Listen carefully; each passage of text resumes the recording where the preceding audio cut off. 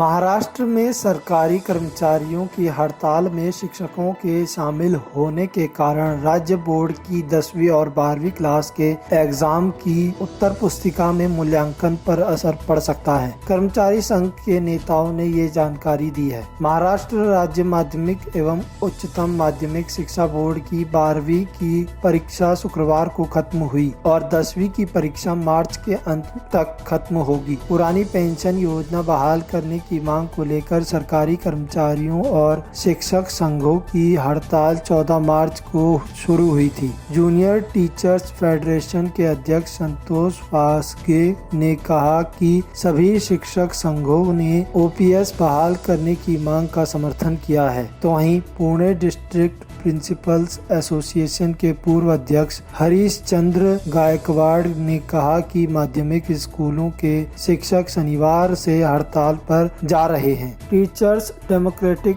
Front के उपाध्यक्ष राजेश पांड्या के अनुसार नई पेंशन योजना को जबरन थोप सरकार शिक्षक और शिक्षक कर्मियों के साथ अन्याय कर रही है। जब कोई नेता केवल 5 वर्ष के लिए चुनाव जीतता है तो उसे जीवन भर पेंशन समेत अन्य सुविधाओं का लाभ मिलता है। वहीं सरकार वर्षों तक काम करने वाले शिक्षकों को पेंशन देने में घबरा रही है। महाराष्ट्र राज्य शिक्षक परिषद के मुंबई कार्यवाह शिवनाथ दराडे के अनुसार जब तक पुरानी पेंशन योजना दोबारा लागू नहीं होती आंदोलन जारी होगा और आंदोलन को तीव्र करने के लिए जल्द ही अन्य लोग भी आंदोलन में शामिल होंगे। ऐसे में हमारी टीम ने मुंबई के घाटकोपर में जाने माने कॉलेज आरजे कॉलेज में पहुंचकर वहां के टीचरों से मिलकर उनकी प्रतिक्रिया ली।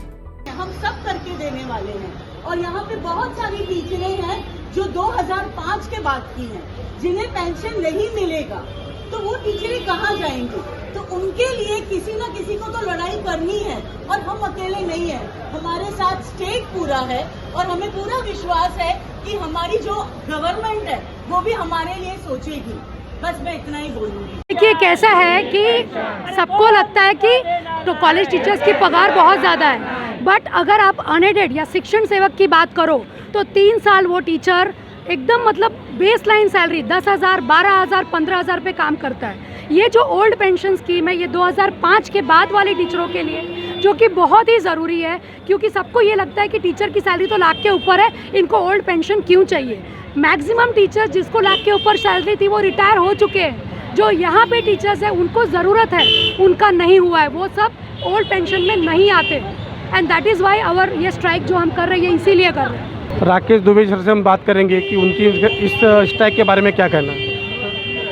मेरा ये कहना है कि शिक्षा और स्वास्थ्य के ऊपर सरकार का बिल्कुल भी ध्यान नहीं है। सरकार किसी की भी हो, चाहे देवेंद्र जी की हो चाहे उद्धव जी की हो, सबका ध्यान सिर्फ कट मनी वाले प्रोजेक्ट्स पे होता है। शिक्षा पे ज़रा भी ध्यान नहीं है, आम जनता का ज़रा भी ख्याल नहीं है कि जो कर्मचारी शिक्षा में जो भर्तियां हैं खाली वो भर्तियों की भर्ती नहीं कर रहे हैं और पेंशन के नाम पे जो लोगों में भ्रम फैला रहे हैं, यह सरासर गलत है। आपके माध्यम से मैं सदावर्ते जी से भी अपील करूंगा कि एसटी कर्मचारियों के संप के समय जो आपने भूमिका ली थी, तो आज ये पेंशन के विषय में आप कर्मचारियों के अगेंस्ट में हाई कोर्ट में आपने क्यों पिटीशन डाला है। जब एसटी कर्मचारियों के समय में आप नाच गा के उनका सपोर्ट कर रहे थे, तो सदावर्ते जी मैं आपसे पूछना चाहूँगा कि आज हमारे लोगों के साथ आप क्यों नहीं खड़े हो।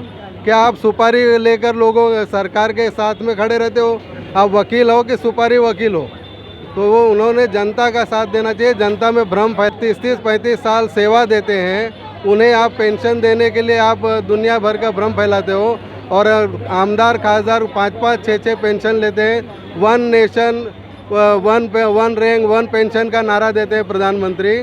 और कर्मचारियों के मामले में ऐसा 2 भाव अगर आप रखोगे तो कौन आपसे सहानुभूति रखेगा।